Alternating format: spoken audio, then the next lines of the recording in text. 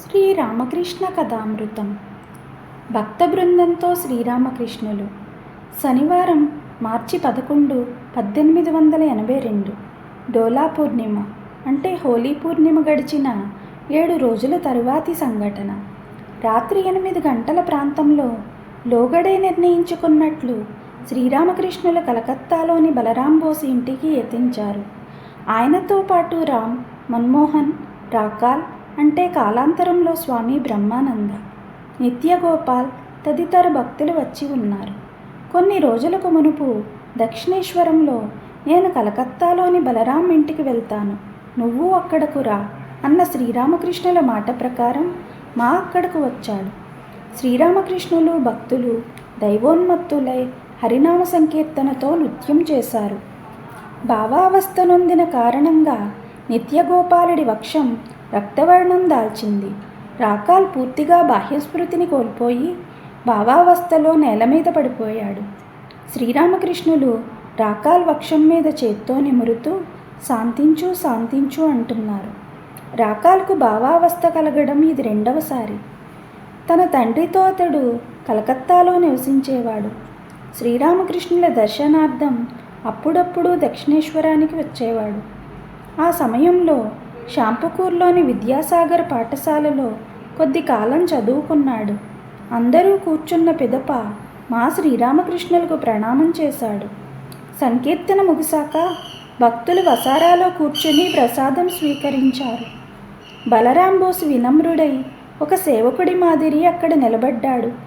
అతన్ని ఆ ఇంటి యజమాని అని ఎవరూ అనుకోరు. భక్తులకు మా ఇంకా అపరిచితుడే. నరేంద్రునితో మాత్రమే అతడికి దక్షిణేశ్వరంలో పరిచయమైంది. తక్కిన భక్తులతో అతడికి ఇంకా పరిచయం కాలేదు. ఇది జరిగిన అంటే మార్చి 11 తరువాత కొన్ని రోజులకు మా శ్రీరామకృష్ణులను దక్షిణేశ్వరంలో కలుసుకున్నాడు. మా వచ్చినప్పుడు సమయం సాయంత్రం 4-5 గంటల మధ్య అయి ఉంటుంది. శ్రీరామకృష్ణులు మా శివాలయాల మెట్ల మీద కూర్చున్నారు. రాధాకాంత ఆలయం వైపు దుక్కులు పరుపుతూ శ్రీరామకృష్ణులు భావావస్థ నొందారు. కొద్దిసేపటి తరువాత శ్రీరామకృష్ణులు తమ గదిలో నేల మీద పరిచిన పడక మీద విశ్రాంతి తీసుకుంటున్నారు. దక్షిణేశ్వరం నుండి హృదయుణ్ణి పంపివేసినప్పటి నుంచి శ్రీరామకృష్ణుల సేవ నిమిత్తం ఎవరూ లేకున్నారు. అందుచేత ఆయన ఎంతో ఇబ్బంది పడుతున్నారు. శ్రీరామకృష్ణులు జగజ్జననితో సంభాషిస్తున్నారు. ఆయన ఇలా అన్నారు: అమ్మా, ప్రతి ఒక్కరూ నా గడియారమే సరైంది అంటూ ఉంటారు. క్రైస్తవులు, బ్రహ్మ సమాజస్తులు, హిందువులు, మహమ్మదీయులు అందరూ నా మతం ఒక్కటే సత్యం అంటారు. కానీ అమ్మ, ఎవరి గడియారమూ సరి అయింది కాదు. నిన్నెవరు సరిగా అర్థం చేసుకోగలరు? వ్యాకుల చిత్తంతో ఎవరైనా నిన్ను ప్రార్థిస్తే నీ కృపచేత ఏ మార్గాన్ని అనుసరించినా నిన్ను చేరగలరు. అమ్మా, క్రైస్తవులు తమ చర్చిల్లో నిన్నెలా ఆరాధిస్తారో ఒకసారి నాకు దయచేసి చూపించు. కానీ అమ్మ, నేను చర్చిలోకి వెళ్తే జనం ఏమనుకుంటారో, వారు ఏమైనా ఆర్భాటం చేస్తారేమో, తిరిగి నన్ను కాళికాలయంలోకి అనుమతిస్తారో లేదో. సరేలే, క్రైస్తవుల ఆరాధనను వాకిలి బయట నుంచి చూపించు. మరో రోజున మార్చి నెలలోనే శ్రీరామకృష్ణులు తమ గదిలో చిన్న మంచం మీద ఆనందమయులై కూర్చొని ఉన్నారు. ఆయన వదనంలో చిరుదరహాస చంద్రికలు వెల్లివిరిసి ఉన్నాయి. కాళీకృష్ణ భట్టాచార్యుడనే మిత్రుణ్ణి వెంట పెట్టుకుని మా గదిలోకి వచ్చాడు. అతడికి మా తనని ఎక్కడికి తీసుకువెళ్తున్నాడో తెలియదు. అతడితో మా చెప్పింది ఇదే: కళ్ళు అంగడిని చూడాలనుకుంటే నాతో రా, అక్కడ బానెడు కళ్ళు చూస్తావు. మా శ్రీరామకృష్ణులకు ప్రణామం చేసి ఈ సంగతి చెప్పగా ఆయన నవ్వి ఇలా అన్నారు: భజనానందం బ్రహ్మానందం, ఈ ఆనందమే సుర, ఇది ప్రేమసుర. మానవ జీవిత లక్ష్యం భగవంతుని పట్ల ప్రేమను అలవర్చుకోవడమే, ఆయన్ను ప్రేమించడమే.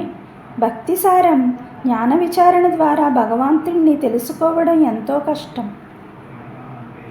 ఇలా అంటూ శ్రీరామకృష్ణులు పాడనారంభించారు: ఎరుగక తరమే ఏరికినైనా తల్లి కాళి నిజతత్వమించుక, షడ్దర్శనముల శక్తిహీనములు తల్లి విషయము తెలియజేయుటకు, అంతర్మందున ఆత్మానందము ఆస్వాదించడు ఆత్మయోగికి ఆమెయే వెల్గును అంతరాత్మయని సర్వశాస్త్రములు సన్నుతి చేయును ఎల్ల ప్రాణుల యుల్లమునందున ఆమె వసించును ఐచ్ఛికముగనే.